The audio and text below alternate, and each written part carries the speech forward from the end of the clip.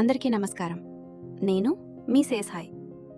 ఇక నేరుగా విషయానికొస్తాను. ఇది అటాక్ కాదు. ఇది యాక్యుజేషన్ కాదు. మాటలు ఒకటి, పనులు ఇంకోటి అయితే అది కోయిన్సిడెన్స్నా లేదా ప్యాటర్నా? మొదటి వీడియోలో నేను ఒక స్పెసిఫిక్ విషయం మాత్రమే చేశాను. నా అన్వేషణ వీడియోలో ఏం తప్పు జరిగింది అనేది స్పష్టంగా చూపించాను. అదే సమయంలో ఒక ప్రశ్న కూడా వేశాను. ఎన్ఆర్ఎఫ్ చెప్పిన మాటలు, ఎన్ఆర్ఎఫ్ తీసుకున్న స్టాండ్, ఎన్ఆర్ఎఫ్ చేసిన యాక్షన్స్, ఇవి అన్నీ కలిపి చూస్తే నా అన్వేషణ కంటే సమాజానికి హానికరంగా, మరింత ప్రమాదకరంగా కనిపిస్తున్నాయా లేదా? అదే ప్రశ్న ఈ వీడియోకి బేస్. ఈ వీడియోలో నేను కొత్తగా ఏం యాడ్ చేయడం లేదు.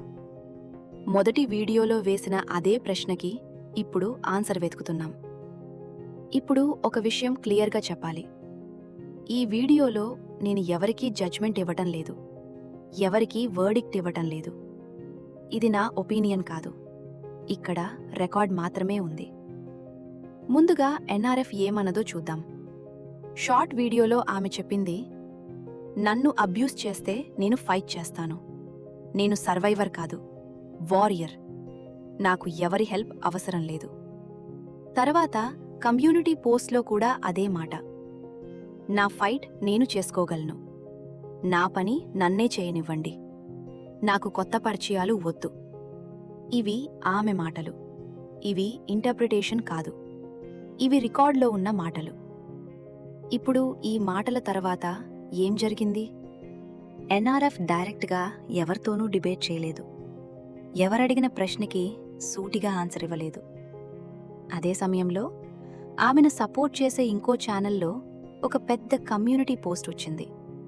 ఆ పోస్ట్లో మాకెరీ ఉంది, రిడిక్యూల్ ఉంది, ఇండైరెక్ట్ అబ్యూజ్ ఉంది, కాన్ఫ్లిక్ట్ పెంచే లాంగ్వేజ్ ఉంది. ఇప్పుడిక్కడ ఒక ప్రశ్న వస్తుంది.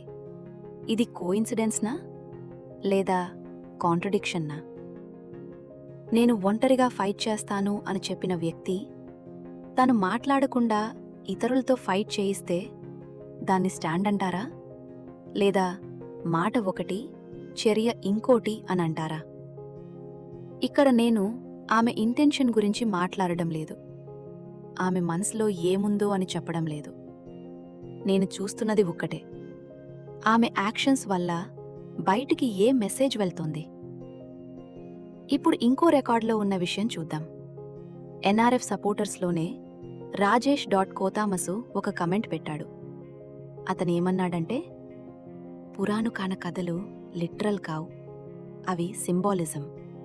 క్లిష్టమైన విషయాలు కథల రూపంలో చెప్పారు.